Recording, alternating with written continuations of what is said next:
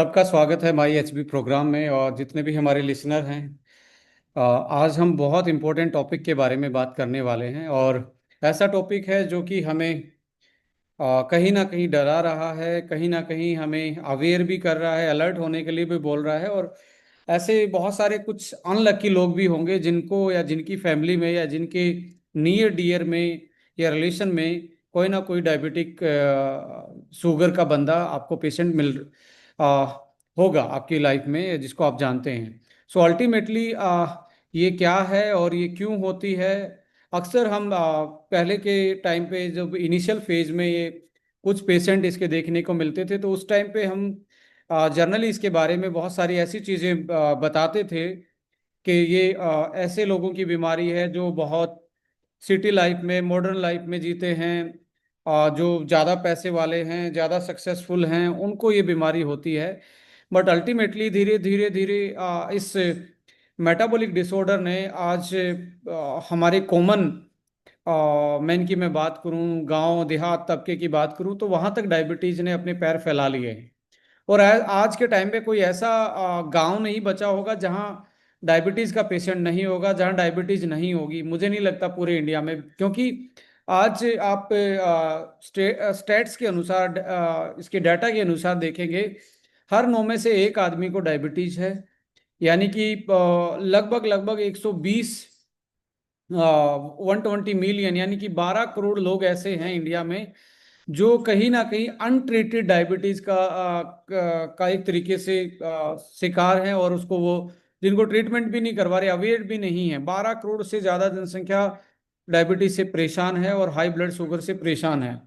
So moral of story यही बनती है कि इसके बारे में अवेयर होना बहुत इंपॉर्टेंट है। यदि अवेयर नहीं होंगे तो मान के चलिए कि अल्टीमेटली हम अपने आप को उसके बहुत नज़दीक लेके जा रहे हैं। जैसे कि आज का लाइफस्टाइल है, हमें नॉट ओनली डायबिटीज, मोटापा है, हाई ब्लड शुगर है, आपका फैटी लीवर है, आपका ब्लॉकेज जैसी बीमारी जिसको अथेरोस्क्लेरोसिस बोलते हैं, खून की नलियों में एक तरीके से जमाव होना, थक्का जमना।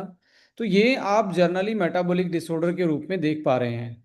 इनका कारण क्या है, आज ये क्यों इतना हम मॉडर्न भी हो गए हैं, आज मेडिकल फैसिलिटी भी पहले के ज़माने से बढ़ी हैं, आज हमारी अवेयरनेस नॉलेज भी ज़्यादा है, पर हमारी प्रॉब्लम आज जो है, वो बीमारी वाली जो प्रॉब्लम है, वो बढ़ती ही जा रही है, कम नहीं हो रही है।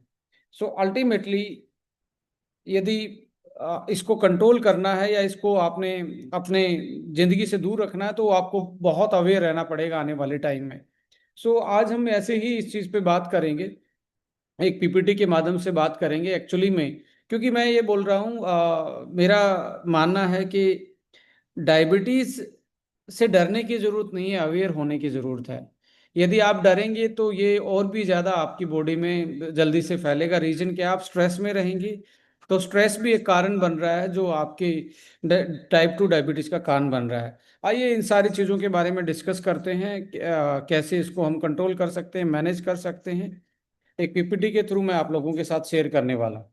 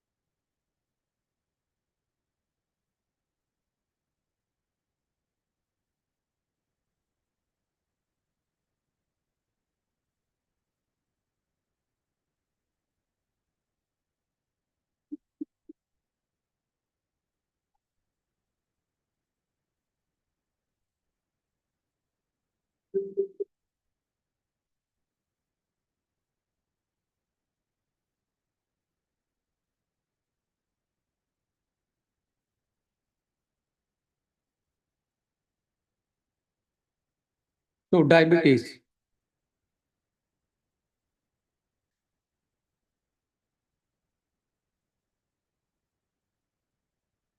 High blood glucose. यदि ब्लड में ग्लूकोज का लेवल हाई हो जाता है, इसको हम बोलते हैं डायबिटीज। ये हाई होने के क्या कारण हो सकते हैं? इसके बहुत सारे ऐसे कारण हैं जो हमें समझने पड़ेंगे।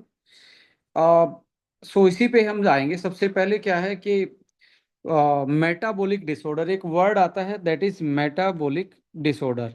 और ये डायबिटीज उनमें से एक है, मेन वाला है जो मेटाबॉलिक डिसऑर्डर है।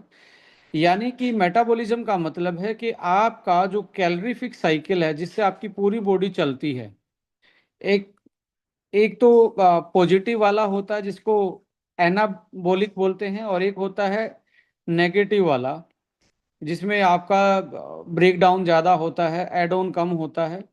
तो उसको बोलते हैं कैटाबॉलिज्म। यानी कि एनाबॉलिज्म और कैटाबॉलिज्म से मिलके मेटाबॉलिज्म बनता है। यानी कि एक बैलेंस, आपका कितना कंजप्शन है और कितना आपका बॉडी में उसको का यूटिलिटी से लेके आपकी सेविंग तक की हम बात करें तो इसको बेसल मेटाबॉलिक रेट बोला जाता है। और ये लेडीज एंड जेंटलमैन आपका हेरिडिटरी होता है, इसको चेंज नहीं किया जा सकता।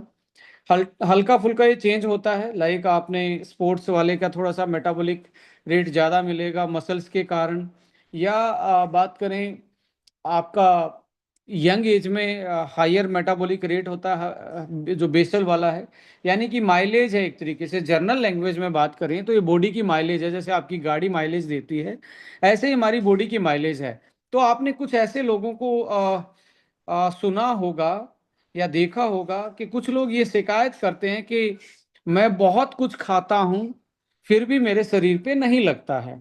इसका मतलब सीधा है कि उसकी बॉडी का जो एवरेज है वो बहुत कम है, उसकी बॉडी फ्यूल ज़्यादा यूटिलाइज करती है, और उसकी बॉडी सेव कम करती है। लाइक इंजन एक तरीके से ज़्यादा फ्यूल को लेता है, और ज़्यादा फुल फ्यूल को लेगा तो बॉडी में एक तरीके से स्टोर नहीं कर पाएगा, और वो ऐसी एक्टिविटी जो बिल्डिंग ब्लॉक्स वाली एक्टिविटी है उन पे ज़्यादा स्पेयर नहीं कर पाएगा एनर्जी को।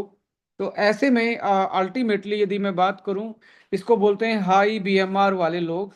एक कुछ लोग ऐसे होते हैं जो आपसे बोलते हैं कि मैं तो कुछ भी खाता हूँ, पानी भी पीता हूँ, तब भी वो मेरा तो वेट बढ़ जाता है। ये होते हैं लो बीएमआर। इनकी जो एवरेज है बॉडी की वो बहुत कम होती है, उनकी बॉडी कम एनर्जी पे ही काम कर लेती है। ऐसे में उनकी बॉडी में ज़्यादा सेव होता है चीज़ें। तो अल्टीमेटली बीएमआर ही डिसाइड करता है आपकी बॉडी में कितना कैलोरी कंजप्शन होगा, कितना स्टोर होगा। सो इस बेसल मेटाबॉलिक रेट से हमारी बॉडी की बहुत सारी चीज़ें तय होती हैं। सो कुछ लोग बहुत लंबे टाइम तक स्लिम रहते हैं, कुछ लोग बचपन से ही ज़्यादा मोटे दिखते हैं।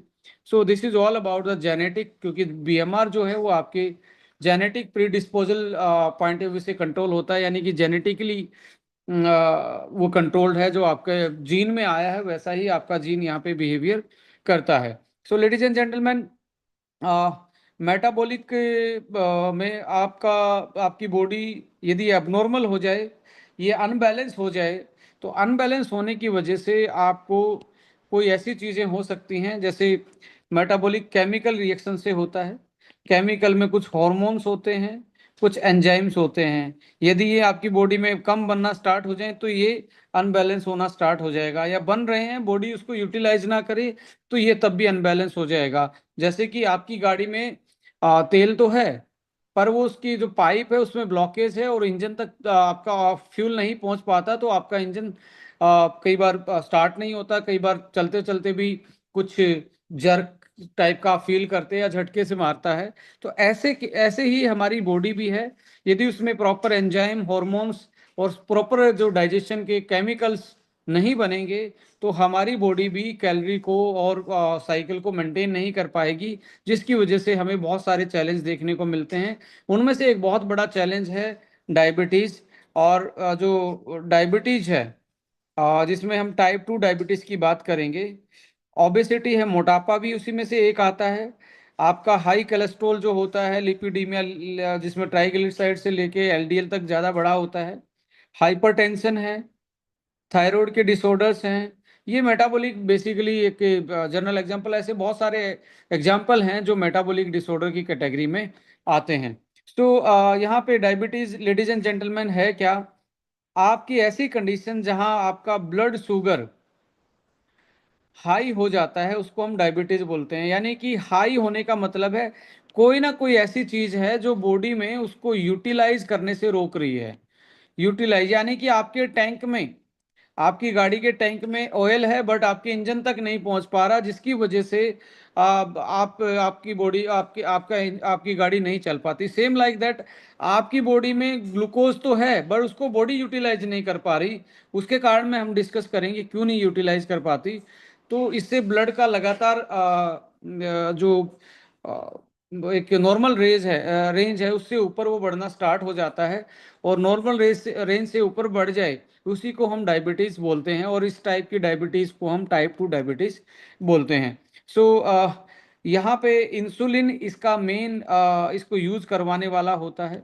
मेन जो जिसके कारण ग्लूकोज बॉडी में यूटिलाइज होता है वो इंसुलिन नाम का हार्मोन होता है। सो ये यदि सही तरीके से काम ना करे तो हाई ग्लूकोज है हमारी आईज को, किडनीज को, हार्ट को, नर्व सिस्टम को, इम्यूनिटी को और मल्टीपल ऑर्गन्स को फेल करना स्टार्ट कर देता है, उनकी डिसफंक्शनिंग करना स्टार्ट कर देता है, और अल्टीमेटली हम दिक्कत में आना स्टार्ट हो जाते हैं। हमें बहुत सारी ऐसी बीमारियां लगना स्टार्ट हो जाती हैं जो केवल डायबिटीज़ थी वो हार्ट की बीमारी भी ज़्यादा पैदा करती है, वो लीवर की बीमारी पैदा करती है, वो किडनी की बीमारी, कैंसर जैसी बीमारी के मोर प्रोन हो जाती है body. So India second highest number of diabetic in the world after China. But right now ये इसको क्रॉस कर रहा है कि हम अब नंबर 1 पे आ गए हैं। और इंडिया में अभी 120 मिलियन पीपल यानी कि 12 करोड़ लोग आज के टाइम पे डायबिटीज से सफ़र कर रहे हैं। और यहाँ पे sedentary life, unhealthy diets, rising obesity rate, ये 2025 के इकोनॉमिक्स टाइम्स में छपा हुआ आर्टिकल बता रहा है कि आज लोगों का जो आलसी भरा जीवन है, अनहेल्दी डाइट है और ओबेसिटी, मोटापा जो हाई रेट से बढ़ रहा है, उसी के कारण डायबिटीज होने के चांसेस भी ज़्यादा हैं। सो यहाँ पे जीडीपी में भी बहुत बड़ा लॉस देखने को मिलता है डायबिटीज की वजह से। सो अल्टीमेटली टाइप में आते हैं तो टाइप 1 जो होती है वो बचपन से ही होती है, और ये टोटल जितने केस होते हैं उसमें से ओनली 100 में से 5% लोगों को ही टाइप 1 मिलती है। तो यहाँ पे 95% जो है वो टाइप 2 डायबिटीज है, जो कि अडल्टहुड में सेट होती है, यानी कि आप जवान हो जाएंगे तब जाके ये टाइप 2 आती है। टाइप 1 बचपन से है। इंसुलिन में इसमें इंसुलिन का प्रोडक्शन होता ही नहीं है। और इंसुलिन टाइप 2 में क्या है, इंसुलिन का प्रोडक्शन होता है बट रेजिस्टेंस पैदा हो जाता है, तो इंसुलिन काम का ही नहीं है, काम ही नहीं कर पाता। और गैस्ट्रेशनल जो डायबिटीज है, कई बार ऐसा प्रेगनेंसी में भी देखने को मिलता है कि फीमेल्स को फिर प्रेगनेंसी के दौरान भी डायबिटीज हो जाती है। सो ऐसे में अभी इम्पोर्टेंट क्या है, मैं आपको थोड़ा सा यदि ब्रीफ करूं।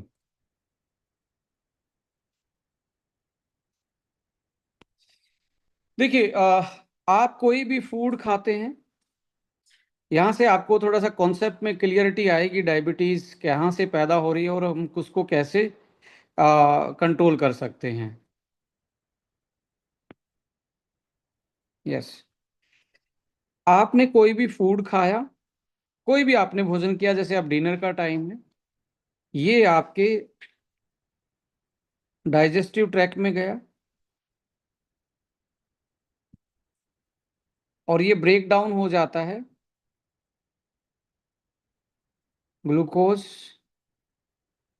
Amino acid plus fatty acid.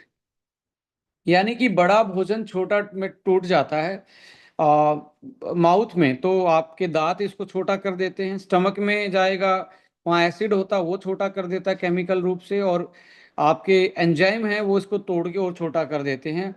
और ग्लूकोज जाता है ब्लड में। लेडीज एंड जेंटलमैन, जैसे ही ग्लूकोज ब्लड में जाता है तो सिग्नल आता, बॉडी एक ऐसा सिस्टम है ऑटोमेशन प्रकृति ने हमें ऐसा बनाया कि इसमें सारी चीज़ ऑटोमेटिकली बैलेंस अपने आप रहती हैं। जैसे ब्लड में जाएगा तो सिग्नल आएगा किसके पास? पेनक्रियाज के पास। ये आपका पेनक्रियाज है। पेनक्रियाज पेनक्रियाज के पास सिग्नल आएगा क्या बनाने के लिए? इंसुलिन बनाने के लिए। अब पेनक्रियाज ने इंसुलिन बनाया। अब ब्लड से आपका जो ग्लूकोज है वो ट्रेवल करता है कहाँ पे?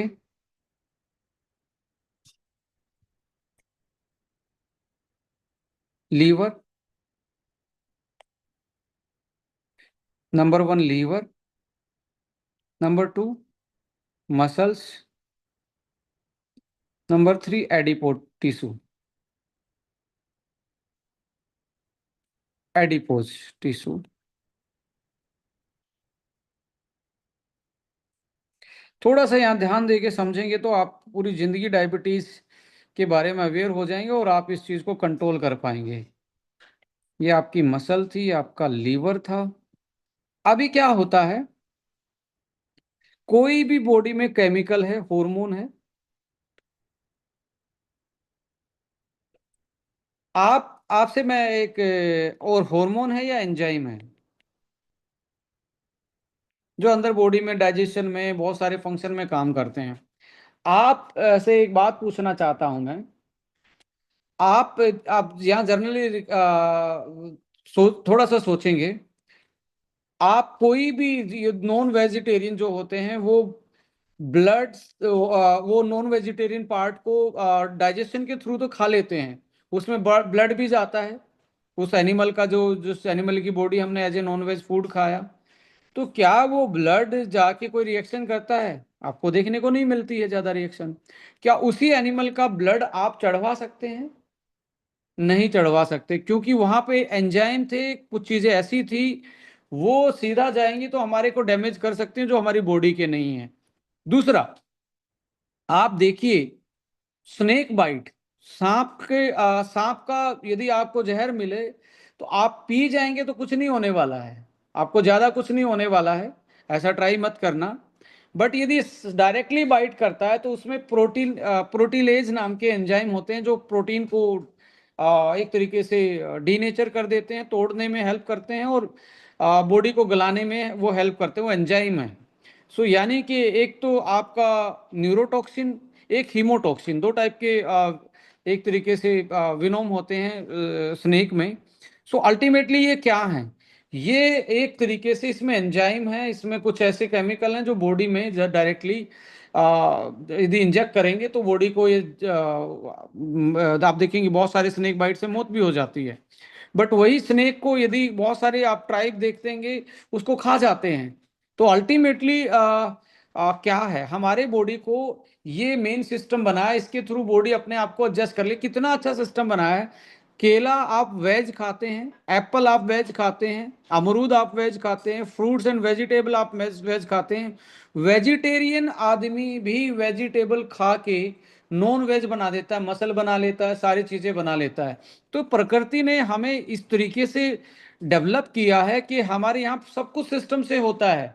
सो ऐसे ही एक होता है लोक एंड की हाइपोथेसिस। लोक एंड की थ्योरी क्या कहती है कि जी एक जो ताला है, एक जो ताला है उसकी स्पेसिफिक ही चाबी होती है, उसकी चाबी स्पेसिफिक ही होती है। यदि ये आप देखेंगे आपके घर के भी हर ताले की अलग चाबी है, वो एक दूसरे के साथ मिक्स नहीं होती। ऐसे ही जब भी ग्लूकोज लीवर के पास जाएगा तो यहाँ पे लोक लगा हुआ है, एक चैनल बना हुआ है, एक चैनल बना हुआ है। इस चैनल को इंसुलिन आके इसको एक्टिवेट, इसको इस चाबी लगाता है और चाबी लगाते ही एक गेट ओपन होता है जिसको बोलते हैं हम ग्लूकोज चैनल। सो ग्लूकोज जो है यहाँ पे जाके अंदर चला जाता है और ग्लूकोज जब अंदर जाता है तो ग्लूकोनियोजेनेसिस बोलते हैं हमको, ग्लूकोनियोजेनेसिस से लेके ग्लाइकोलाइसिस, यानी कि बॉडी में ग्लूकोज स्टोर हो जाता है लीवर के थ्रू, ग्लाइकोजन बन जाता है। तो इस तरीके से लीवर इसको अंदर आने देता है। यदि इंसुलिन वाली जो चाबी है, ताले की चाबी है, वो गुम हो जाए या वो चाबी जर जाए, उस पे जंग लग जाए, तो ताले को वो अनलॉक नहीं कर पाएगी। इस इंसुलिन पे यदि जंग लग जाता है, जनरल भाषा में बोल रहा हूं, इसको बोलते हैं रेजिस्टेंस। कि भाई साहब बहुत दिन हो गए खोले हुए, आपका जंग लगा हुआ है, ताला और चाबी एक कॉम्पिटेबल नहीं, और एक दूसरा ओपन नहीं हो रहा है आपका लॉक, जिसकी वजह से आपका गेट नहीं खुल रहा है ग्लूकोज को अंदर जाने का। और ग्लूकोज क्या होगा, बाहर ब्लड में ही घूमना स्टार्ट करेगा, ज्यादा बढ़ना स्टार्ट हो जाएगा। सेम एडिपोज टिश्यू में भी वही आपका इंसुलिन यहाँ पे आके इसको एक्टिवेट करता है, और यहाँ से आपका गेट ओपन हो जाता है, किसका, ग्लूकोज को अंदर आने का। तो ये भी स्टोर कर लेते हैं, मसल ग्लूकोज को यूटिलाइज कर लेती हैं। सो इंपॉर्टेंट क्या है, इंसुलिन नाम की चाबी आपके पास नहीं होगी तो अल्टीमेटली आपको, जैसे अब टाइप 1 है, बचपन से है, जो वहां पे इंसुलिन बन ही नहीं रहा, यानी कि चाबी बन ही नहीं रही, चाबी है ही नहीं, लोग बंद हैं, तो इसलिए बाहर से आपको इंजेक्ट करवाना पड़ता है, चाबी बाहर से बनवानी पड़ती है। अब ये चाबी कौन बना रहा है, ये पेनक्रियाज बना रहा है। अब अब टाइप 2 में क्या है, इंसुलिन तो बन रहा है, बट ये यहाँ रेजिस्टेंट पैदा है, और वो बहुत सारी रीजन से इंसुलिन का रेजिस्टेंस होता है। स्ट्रेस उसमें से एक बहुत बड़ा रीजन है, जिसको बोलते हैं चिंता चिता के समान होती है। उसके बाद आपका स्लीप साइकिल, आपका ओबेसिटी, जेनेटिक, बहुत सारे ऐसे हार्मोन की थेरेपी, जो लोग हार्मोन की थेरेपी लेते हैं उनमें भी ये देखने को मिलता है। स्ट्रेस है, सेडेंट्री लाइफ है, अनइवन ईटिंग है, और लाइक जेनेटिक इशू है। इसमें आपका क्या होगा कि आपका जो इंसुलिन बन रहा है बट काम नहीं कर पा रहा, जिसकी वजह से ब्लड में कंटिन्यू ग्लूकोज जो है उसका लेवल बढ़ता चला जाता है। इसी को हम क्या बोलते हैं, डायबिटीज बोल देते हैं, और डायबिटीज टाइप 2 बोल देते हैं, जिसमें इंसुलिन बन रहा है पर काम नहीं कर रहा है, इंसुलिन रेजिस्टेंस है। सो यहाँ पे अल्टीमेटली आप देखेंगे, अब क्या करेगा लीवर, क्या करेगा, अब आपकी सेल तो डिमांड कर रही है, सेल के पास एनर्जी नहीं है, क्योंकि ईंधन डालने के लिए दरवाजा खुल नहीं रहा है सेल के पास। वो चिल्ला रही है, मुझे एक तरीके से और ज्यादा मुझे एनर्जी चाहिए, एनर्जी चाहिए। तो लीवर में जमी हुई फैट को ये वापस से ग्लूकोज में कन्वर्ट करता है और ब्लड में रिलीज कर देता है। अब ब्लड में रिलीज करेगा तो वापस से फिर हो जाएगा मसल के पास, मसल के पास जाएगा, वहां चाबी नहीं है, गेट खोल चाबी है तो उससे ताला ओपन नहीं हो रहा है, लॉक ओपन नहीं हो रहा है। सो अल्टीमेटली आप देखेंगे डायबिटीज के कुछ केस में एकदम से वजन घटना लंबे टाइम के बाद घटना स्टार्ट हो जाता है। रीजन क्या है, बॉडी को चाहिए कैलोरी, बॉडी के पास कैलोरी नहीं है, तो बॉडी अपने फैट को यूटिलाइज करना स्टार्ट कर देती है जो जमा है, और बंदे का वेट जो है वो गिरना स्टार्ट हो जाता है। सो अल्टीमेटली आप देखेंगे, अब ये जाता है आपकी अब ये जाता है आपकी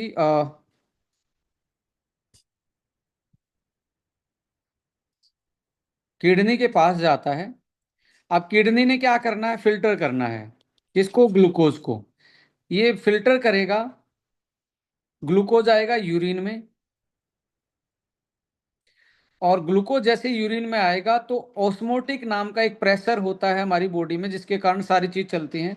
ऑस्मोटिक प्रेशर जो है वो अनबैलेंस हो जाएगा, और उससे उसके अनबैलेंस से बहुत सारे ग्लूकोज के साथ इलेक्ट्रोलाइट्स एंड फ्लूइड जो है वो लॉस होना स्टार्ट हो जाएगा, इसको बोलते हैं। और लॉस होगा, और बार बार में इसको, किडनी पे प्रेशर है ग्लूकोज को बाहर निकालने के लिए, बार बार में बहुत सारे डायबिटीज वाले लोगों को बार बार में यूरिन की प्रॉब्लम आती है, इसको बोलते हैं पोली यूरिया, यानी कि बार बार में पेशाब आना। रीजन क्या है, किडनी को ये बाहर निकालना है, और इसके साथ बहुत सारे इलेक्ट्रोलाइट और पानी जो है वो बाहर निकल जाता है, जिसकी वजह से आप बार बार जो पेशाब कर रहे हो तो आपको क्या होगी, अंदर बॉडी के अंदर कमी होनी स्टार्ट हो जाएगी, किसकी, कमी स्टार्ट हो जाएगी आपके वाटर की। तो आपको देखेंगे इनका गला सूखा रहता है, डायबिटीज वाले लोगों का गला सूखा रहता है, क्योंकि किडनी के थ्रू पानी ज्यादा लॉस हो रहा है, इलेक्ट्रोलाइट लॉस ज्यादा हो रहा है। तो ऐसे में उनको आ, आ, एक तरीके से ज्यादा क्या लगेगी, ज्यादा प्यास लगेगी, गला सूखा रहेगा। अब सेल के पास एनर्जी नहीं मिल रही है, सेल बोलेगी कि भाई साहब एनर्जी दो, तो उसको बार बार में भूख वाले हार्मोन बॉडी प्रोड्यूस करेगी, ज्यादा भूख लगेगी। तो ऐसे में पॉलीफेजिया, पॉलीयूरिया, ये बार बार में भूख लगना, बार बार में पेशाब जाना, बार आपका गला सूखा रहना, बार बार में प्यास प्यास लगना, ये अल्टीमेटली आप देखेंगे ये इसके सिम्टम्स होते हैं। कहाँ से स्टार्ट हुए? ये स्टार्ट हुए आपका ग्लूकोज सेल में नहीं गया और ईंधन नहीं मिला, और वो किडनी उसको फिल्टर करने पे लगी, पानी ज्यादा बाहर निकल गया, प्यास लगी, सेल के पास कैलोरी नहीं है, उसको बार बार में भूख लग रही है, तो इसलिए वो बार बार में भूख लगा रहा है। अब क्या होगा अल्टीमेटली, आपका जो पेनक्रियाज है, आप बाहर से जो लगातार जैसे इनको ज्यादा भूख लगती है तो दोबारा फिर उन्होंने खाना खाया, अब दोबारा दोबारा खाना खाया, फिर से ब्लड में ग्लूकोज बढ़ा, फिर से पेनक्रियाज ने इंसुलिन बनाया। सो इंसुलिन बना बना के ये भी थक जाता है, और अल्टीमेटली इसके बनाए हुए इंसुलिन से कुछ काम नहीं हो रहा, और ये एक्स्ट्रा काम करता है, और एक्स्ट्रा काम करते करते ये थकना स्टार्ट हो जाता है, इसमें इन्फ्लामेशन बढ़ता है और इसकी डिसफंक्शनिंग होनी स्टार्ट हो जाती है। अकेला ये इंसुलिन नहीं बनाता, हमारे बहुत सारे जैसे आपके प्रोटीन है, आपका फैट है, उसको डाइजेस्ट करवाने में एंजाइम भी बनाता है। तो डाइजेशन सिस्टम का, पाचन तंत्र का ये मेन ऑर्गन है, अकेला ये इंसुलिन नहीं बनाता है, बहुत सारे एंजाइम बनाता है जो हमारे खाना पचाने में, डाइजेशन में हमारी हेल्प करते हैं। और इस पे इतना प्रेशर पड़ जाता है तो अल्टीमेटली बंदे को बहुत सारे मेटाबॉलिक डिसऑर्डर होना स्टार्ट हो जाते हैं। सो लेडीज एंड जेंटलमैन, ये प्रोसेस था।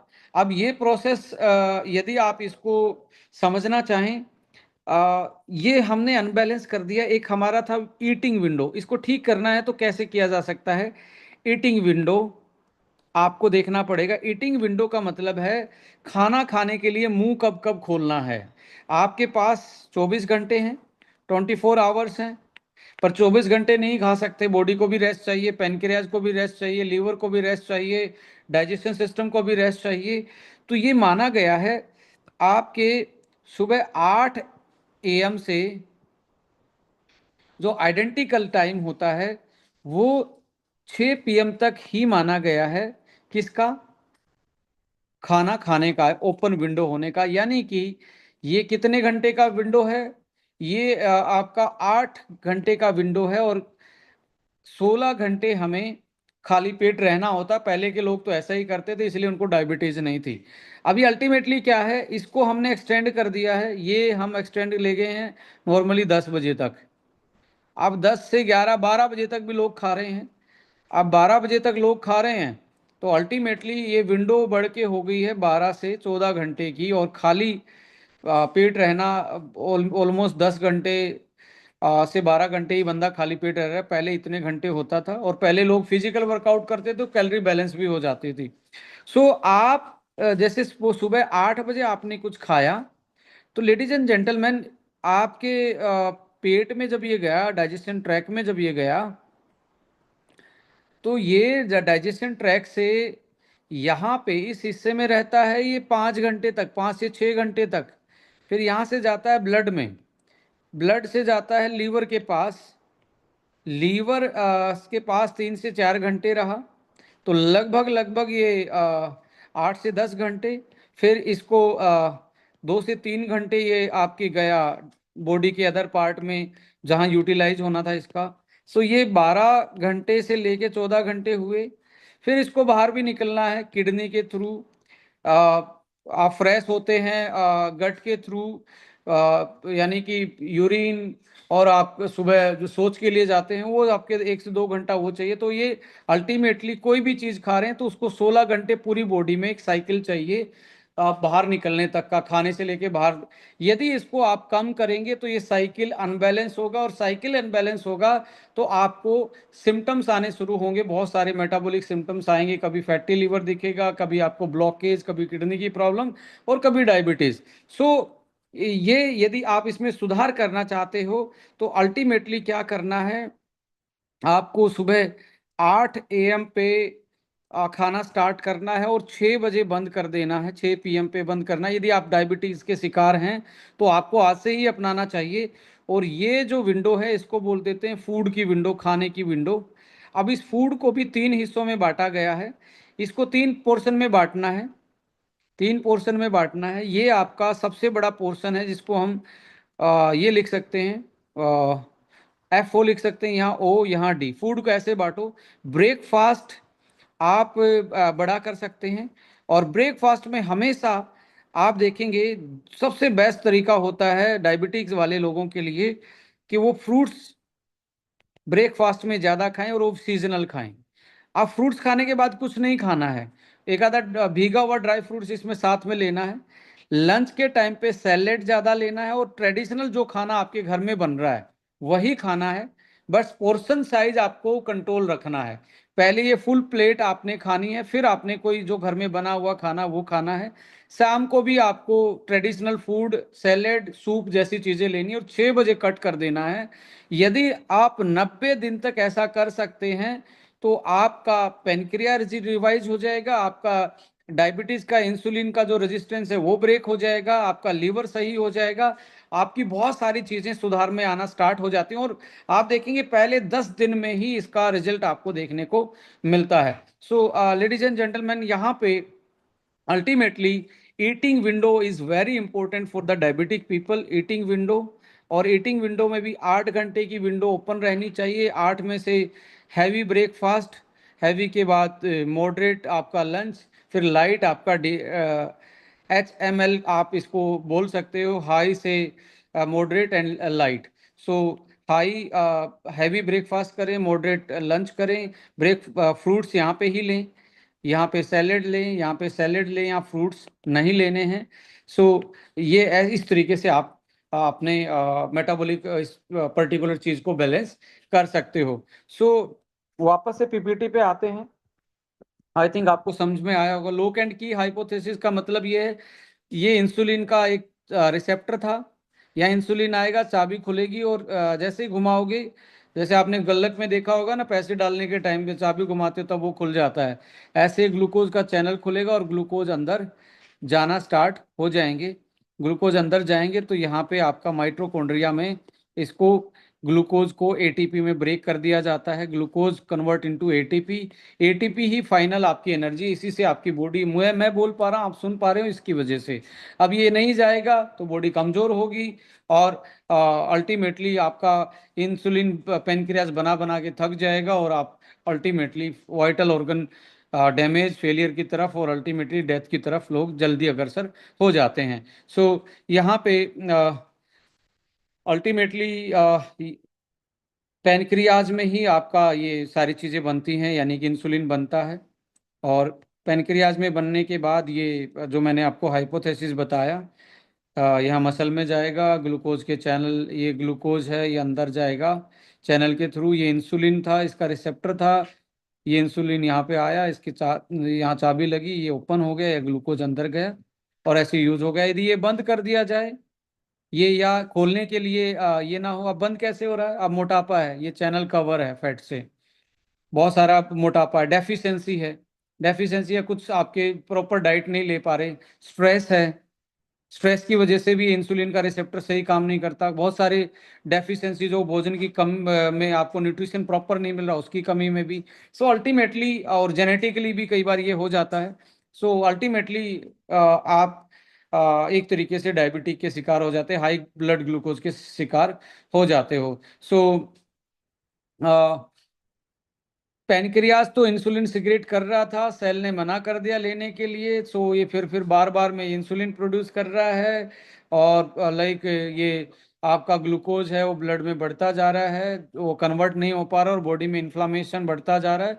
और ऐसे में लोग कार्ब ज़्यादा खाते हैं। डायबिटिक वाले लोगों से मैं रिक्वेस्ट करूंगा, आप डायबिटीज़ के केस में हमेशा कार्ब नहीं, हाई फाइबर, प्रोबायोटिक और प्रोटीन वाले फूड की ज़्यादा अपनी डाइट में ज़्यादा रखें। सीजनल एंड ट्रेडिशनल रखें। सुबह फ्रूट्स ज़्यादा आप यूटिलाइज करें। सुबह आपने अनाज वनाज ना खाएं, या कोई ग्रेन, मल्टीग्रेन या दूध से बनी चीज़ें ना खाएं, तो आप बहुत जल्दी अपने इस हाई ग्लूकोज ब्लड ग्लूकोज को रिवर्स कर सकते हैं। सो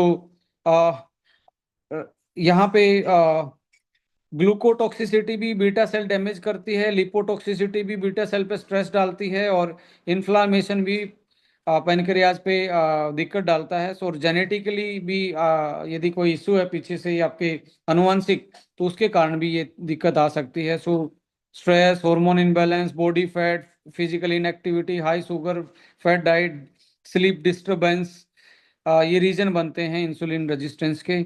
और अल्टीमेटली हम ऐसी बीमारी का शिकार हो जाते हैं। सो अभी हीपेटिक इंसुलिन रेजिस्टेंस बढ़ रहा है। अब ये ना एक बहुत बड़ी प्रॉब्लम बढ़ती जा रही है कि इंसान लीवर पे है, लीवर पे आज जाके इंसान को ये रेजिस्टेंस आ रहा है। ये इंसुलिन यहाँ आके इस ओपन नहीं कर पाता जिसके ग्लूकोज अंदर जा पाए। और लीवर ने ही स्टोरेज का काम करना, लीवर ने ही, आप जब भूखे रहते हैं, आप जब फास्टिंग पे होते हैं, व्रत करते हैं, उस टाइम पे उपवास करते हैं, उस टाइम पे लीवर ही आपको ज्यादा एनर्जी स्टोर वाली चीज को आपको निकाल के देता है। यदि लीवर के लेवल पे इंसुलिन का रेजिस्टेंस बढ़ता है तो ये सीधा का सीधा मौत को बुलावा देना है, और आज के टाइम पे ये होता जा रहा है। सो बी अवेयर अबाउट दैट कि आपको इंसुलिन का रेजिस्टेंस जो है इन चीज़ों के कारण आपकी बॉडी में ना बढ़े, और आप हेल्दी जिए, वेल्दी जिए, और खुशियों के साथ आप अपनी लाइफ को बिताएं, यही हमारी कामना है। सो इसलिए अल्टीमेटली मैंने बताया, पॉलीफेजिया, बार बार में भूख लगेगी क्योंकि सेल के पास एनर्जी नहीं है। ब्लड में ही ग्लूकोज है, सेल में नहीं गया तो एनर्जी में कन्वर्ट। बार बार में प्यास लगेगी कि किडनी ज़्यादा फिल्टर कर रही है, ज़्यादा पानी लॉस हो रहा है। और न्यूरोपैथी आपको देखेंगे बहुत सारे, रेटिनोपैथी, आपकी आंखों में ग्लूकोमा, रेटिनोपैथी, आंखों से दिखना, ये इसके डायरेक्टली इसके इफेक्ट हैं बॉडी पे। और आप देखेंगे इन्फेक्शन से लेके एम्पुटेशन तक जाना पड़ता है, यानी कि कई बार हाथ, बेसिकली पैर गल जाते हैं और वो नॉन ट्रीटेबल हो जाते हैं और पैर को कटवाना भी पड़ता है। सो ये डायबिटीज एक बहुत नाम इसका शुगर है, शुगर की बीमारी, पर जितना स्वीट नाम है उतनी ही ये बीटर बीमारी है आज के लाइफस्टाइल में, और जिसके कारण हमारी बॉडी लगातार ऑक्सीडेटिव स्ट्रेस में जाएगी, जिससे फास्ट एजिंग होगी, फास्ट एजिंग की तरफ चली जाएगी कि आप जल्दी से बूढ़े हो जाएंगे। बहुत सारी बीमारियां आपको घेर लेंगी। आप मोर प्रोन, आपको हार्ट की बीमारियों के बहुत नज़दीक आपको पहुंचा देगी, और आपको कैंसर जैसी बीमारियों के भी बहुत नज़दीक पहुंचा देती है। और ये अल्टीमेटली आपके लिए लाइफ थ्रेटनिंग बनना स्टार्ट हो जाता है क्रोनिकल लेवल पे।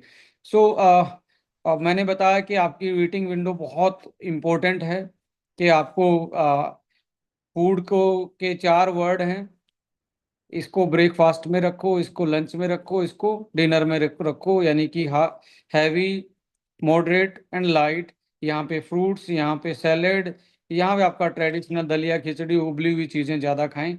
और लास्ट तक आप, यानी कि 6 बजे तक आप फिनिश कर लें यहाँ से स्टार्ट करके, तो आप बहुत बेहतर तरीके से अपने चीज़ों को बैलेंस कर सकते हो। सो ये मैंने आप लोगों के साथ डिस्कस भी किया है। ये चीज़ें आप अपना प्लान करें। एक्सरसाइज इंसुलिन की सेंसिटिविटी को बढ़ाता है, कि आपकी चाबी में जो जर लगा हुआ है, ताले में जो जर लगा, लॉक में जो जर लगा हुआ है, जो कोरोजन हो रखा है, उसको ये वापस से जैसे ऑयल में डिप करके करते हैं ना, तो ताला बार बार में घुमाने से खुल जाता है। ऐसे ही एक्सरसाइज भी हमारी इंसुलिन की सेंसिटिविटी को बढ़ाती है, मेटाबॉलिक को बैलेंस करती है, एनर्जी को, कैलोरी को बैलेंस करती है। और मसल जितनी बढ़ेंगी उतने ही ज़्यादा हमारा ग्लूकोज यूटिलाइज होगा।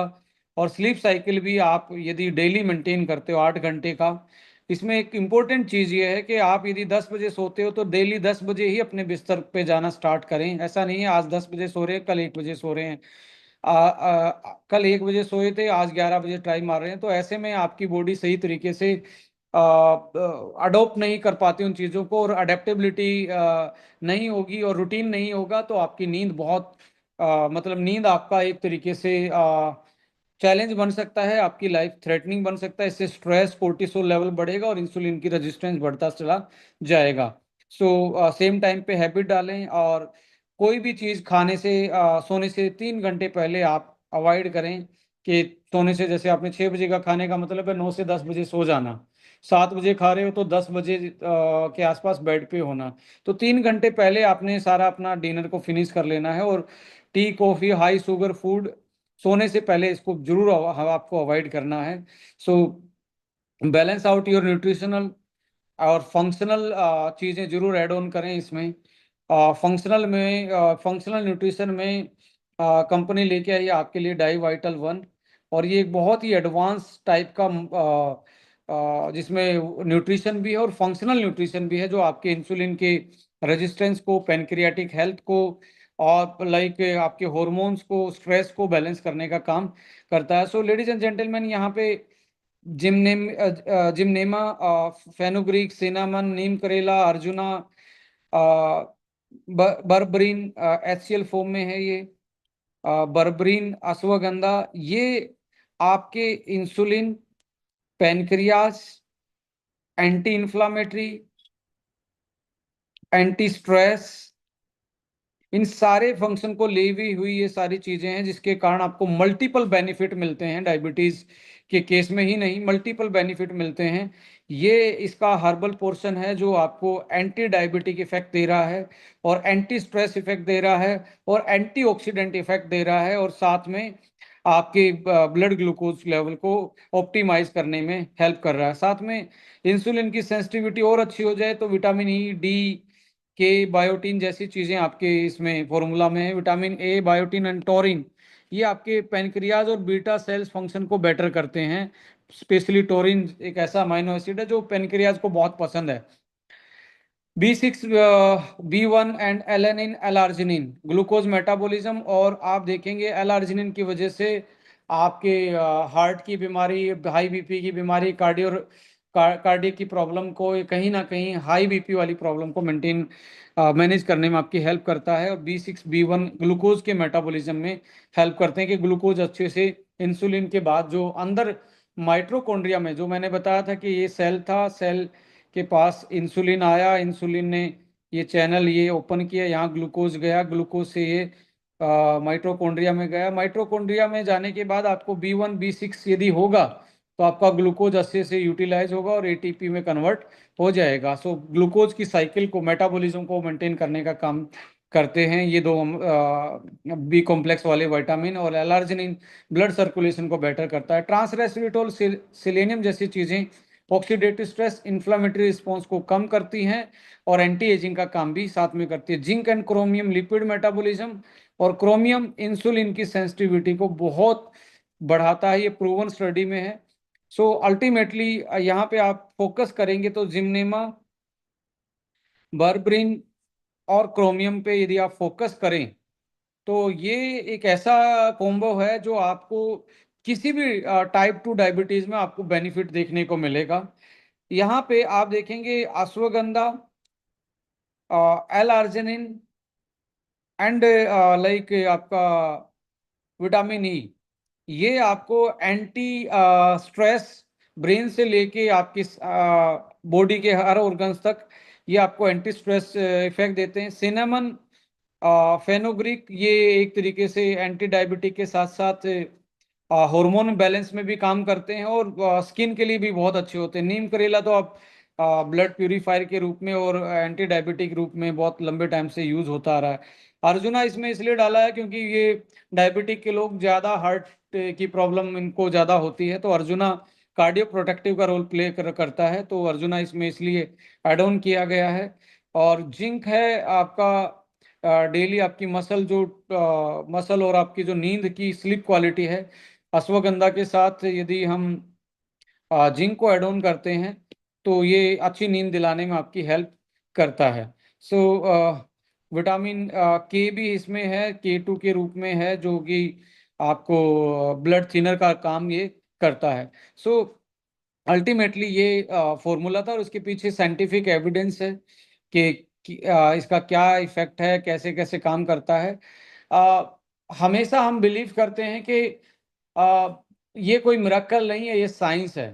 और हाइप से अच्छा है आप लर्निंग की तरफ जाएं, सीखें क्यों काम कर रहा है, प्रैक्टिकली इंग्रेडिएंट कैसे काम करते हैं बॉडी में, ना कि हम हाइपोथेटिकली जैसे हमारी मार्केट में चलता है ना, कुछ भी हाइप बना के बेचते हैं। हाइप से पहले नॉलेज आप गेन कीजिए, क्योंकि the product is totally scientific evidence base के इंग्रेडिएंट को लेके बनाए गए हैं। सो यदि आप थोड़ा सा नॉलेज लेंगे, अल्टीमेटली आपको रियलाइज होगा कि किस पैरामीटर पे ये काम कर रहा है और क्यों रिजल्ट आ रहा है, उसका रीजन आप दे पाएंगे।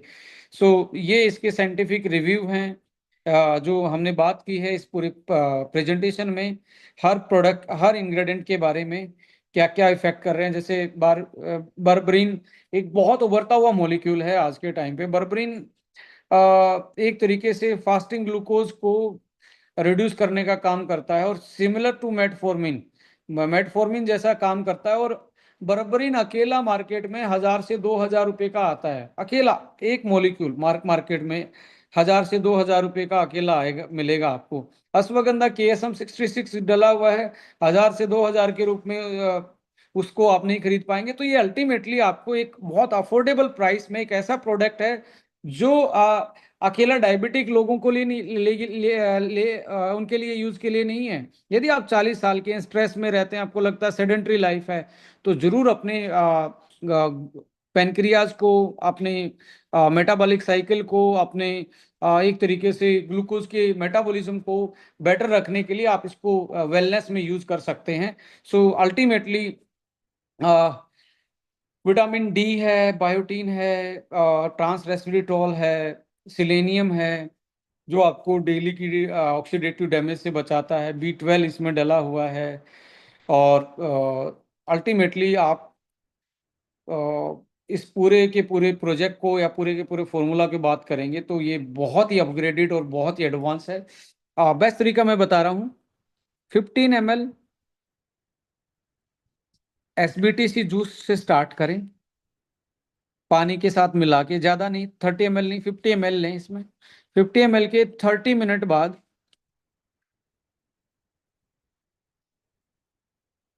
एक डाई एक आपने लेना है इसके तुरंत 30 मिनट के बाद। फिर आप फ्रूट्स वाला ब्रेकफास्ट करें। उसके बाद ब्रेकफास्ट के 1 घंटे के बाद फिर एक लेना है, और ऐसे ही डिनर के बाद एक लेना है। इनिशियली ऐसे स्टार्ट करें। हमेशा याद रखें कि आपका साथ में यदि मल्टीविटामिन भी आप ऐड ऑन कर लेते हैं, या कोई ऐसी चीज जिसके कारण आपको लगता है कि यार मुझे स्ट्रेस से ज्यादा डायबिटीज होने के चांसेस हैं, या हो अभी मुझे ज्यादा स्ट्रेस रहती है वर्कलोड की वजह से, तो आप इसमें जैसे ब्रेन 1 को ऐड ऑन कर सकते हैं सेकेंडरी लाइन ऑफ थेरेपी के रूप में। प्राइमरी तो आपका डायबिटिक वाला है, सेकेंडरी वो तो SBTC और ये और लीवो 1 को मैं ऐड ऑन करना चाहूंगा। लीवो 1 इसमें दिन में 2 बार 10-10 ml।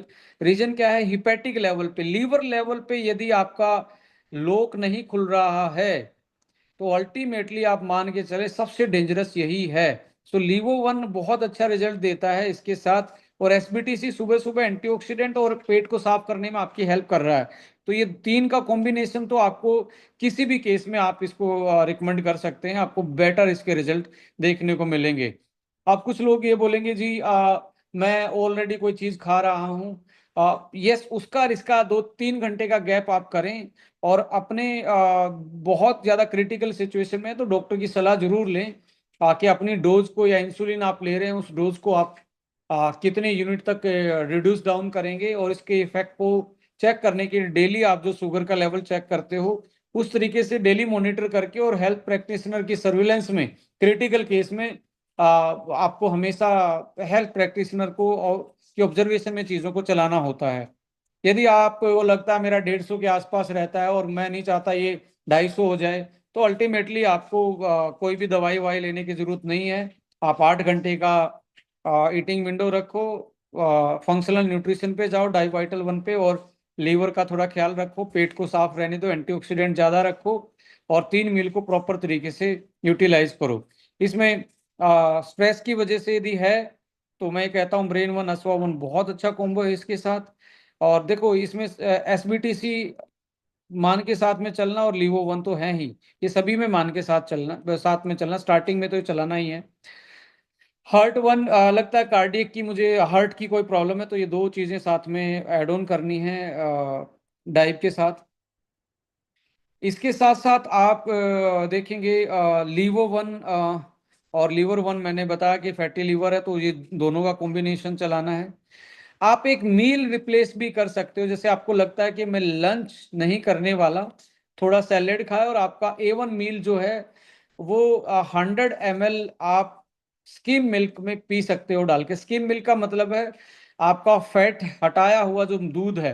यदि आपको लगता है कि मुझे लैक्टोज इंटॉलरेंस है, दूध मुझे अच्छा नहीं लगता, डाइजेस्ट नहीं कर पाता, तो कोई भी आप वैसे भी पानी में उसको घोल के और एक प्लेट सैलेड खा के अपना एक मील रिप्लेस कर सकते हो और बहुत अच्छे से आप उसको डायबिटीज को मैनेज करने में हेल्प कर पाओगे। क्योंकि बहुत सारे लोग ये शिकायत करेंगे, सर मैं घर पे नहीं रहता, सुबह तो मैं ब्रेकफास्ट कर सकता हूँ पर लंच मेरा तो ऑफिस में रहता है। सो वहाँ पे आप A1 मील को जरूर प्लान करें और थोड़ा सैलेड आप रो फॉर्म में अपना कैरी करें, तो आप बहुत अच्छे से मैनेज कर पाओगे अपने इस डेली रूटीन को about nutrition and metabolic management में। सो एवरीडे वन या फीमेल के लिए स्वीट 18+ है और अमेजिंग 40 है, उनमें से एक एड ऑन करेंगे तो आपका डेली न्यूट्रिशन, फंक्शनल न्यूट्रिशन और आपका मेटाबॉलिक डिसऑर्डर है वो बैलेंस होने में आपकी बहुत बड़ी हेल्प करेगा। So this is all about from our side. आज का प्रोग्राम यही था। You can follow us on the different social media handlings, आप फॉलो कर सकते हैं। और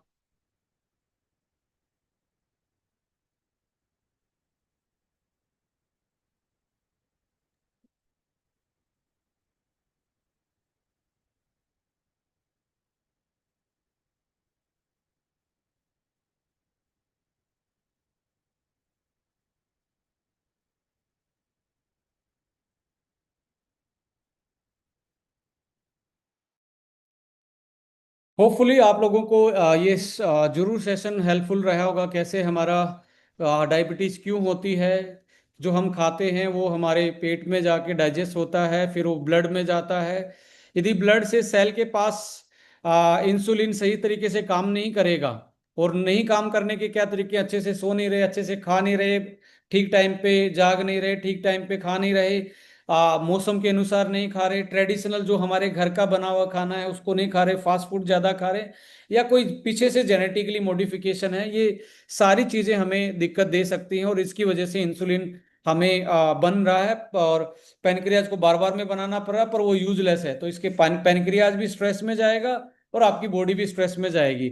तो अल्टीमेटली सही तरीका 20 एक मिनट की ब्रिस्क वॉक, थोड़ी एक्सरसाइज, 8 घंटे का खाने का टाइम, मिनिमम 6 घंटे सोना है। 8 घंटे सो पाए तो बहुत अच्छा है। और लगता है मुझे बहुत कम नींद आती है, तो ऑलवेज ट्राई टू टेक, आपको हमेशा ब्रेन वन को शाम को यूटिलाइज करना है कि आपको अच्छी नींद आए। ब्रेन वन के साथ यदि आधा टैबलेट कैप्स आपका कैलमैग डी भी खा लेंगे, कैल्शियम मैग्नीशियम भी खा लेंगे, तो और अच्छी नींद आएगी। और कीवी एक ऐसा फ्रूट है जो आपको नींद दिलाने में बहुत अच्छी हेल्प करता है, तो ऐसे लोगों को कीवी भी जरूर रिकमेंड करें। देखिए, जो लोग अच्छे से सो पाते हैं उनका मेटाबॉलिक बैलेंस आसान हो जाता है। सो हमेशा try to have a good sleep, और एक एक ऐसा भोजन करें जो दिन का हो या रात का हो, जो आपके घर का, आपके दादा नाना नानी ने जो खाया है, दादा दादी ने खाया उस टाइम पे, वो आप एक घर में बनाना स्टार्ट करें, तो आप बहुत सारी बीमारियों से बच जाएंगे। नॉट ओनली डायबिटीज, ये डायबिटीज एक बीमारी नहीं है, ये शादी का कार्ड है बहुत सारी बीमारियों के लिए। जैसे एक का कार्ड आता है, हम गाड़ी में पांच पांच चले जाते हैं, ये एक कार्ड है। ये हार्ट की बीमारी के वाले को भी लेके आ जाएगा, ये किडनी वाले को भी लेके आ जाएगा, ये आंखों की रोशनी को भी खा जाएगा। सो ये मेहमान आपके 100 कार्ड बांटे थे, आगे आपके 500, तो आपका खाना खत्म है, मिसमैनेजमेंट हो जाएगा पूरा बॉडी। तो अल्टीमेटली कोई भी आप जो ये आप कॉमन क्वेश्चन जो आते हैं, क्या मेरा डायबिटीज इससे पूरा ठीक हो जाएगा, कितने दिन में ठीक होगा, कैसे ठीक होगा। देखिए, इस दुनिया में कोई भी डॉक्टर डायबिटीज के बारे में ये नहीं बोल सकता कितने दिन में ठीक होगा, पूरा ठीक होगा। अब सपोज करो प्रोडक्ट तो आपने दे दिया, बंदा खा ही नहीं रहा हो टाइम से। ऐसे बहुत सारे केसेस मैंने देखे हैं कि आदमी 5 या 7 दिन खाने के बाद फिर उसको सीरियसली नहीं लेता, थोड़ा सा आराम मिलते ही। सो हमेशा याद रखिए, मिनिमम ये फंक्शनल न्यूट्रिशन है, ये कोई दवाई नहीं है। ये फंक्शनल न्यूट्रिशन है जिसमें आपकी हेल्प कर रहे हैं बहुत सारे ऑर्गन्स की और उनकी फंक्शन को बेटर करने के लिए। सो 3 से 6 महीने, क्या मैं तो कहता हूँ, मुझे कोई डायबिटिक नहीं है, मैं बहुत ही नॉर्मल मेरा ब्लड ग्लूकोज रहता है, मैं डायबिटिक वाला हफ्ते में कई बार मल्टीविटामिन के रूप में खा लेता हूँ। मुझे बताओ, अश्वगंधा है, पूरी जिंदगी यूज कर सकते हो आप। उसमें आपका फेनुग्रीक है, मेथी वाला दाना है, आप मेथी का आपने चपाती में डाल के नहीं खा सकते? खा सकते हैं। तो इनका कोई ऐसा नहीं है कि आप इनको लॉन्ग टर्म यूज करोगे इनकी आदत पड़ जाएगी, कितने दिन में ठीक करेंगे। आपने हमेशा बोलना these are the functional nutritional functional. आपको डायबिटीज में सुधार मिलेगा और आपका डेली का न्यूट्रिशन पूरा होगा और आपकी बॉडीज में जो डायबिटीज के कारण नुकसान हो रहा है उसको ये कंट्रोल करेगा। और यदि बेटर कॉम्बिनेशन में चलाएंगे और ठीक तरीके से लाइफ को मॉडिफाई करेंगे, 8 घंटे के ईटिंग विंडो के शेड्यूल पे आएंगे, ज्यादा से ज्यादा 6 बजे नहीं खा सकते तो सुबह 10 बजे से स्टार्ट करके रात के 8 बजे तक, उस टाइम तक आप कर लीजिए। सुबह का 8 से 10 बजे पे शिफ्ट कर लीजिए और 6 का शाम का 8 बजे तक। इसके बाद नहीं आपने यूटिलाइज करना। और ऐसे लोगों को आपने हमेशा रिकमेंड करना है कि जितना फ्रूट्स वो मॉर्निंग में खाएंगे उतना ही अच्छा रहेगा।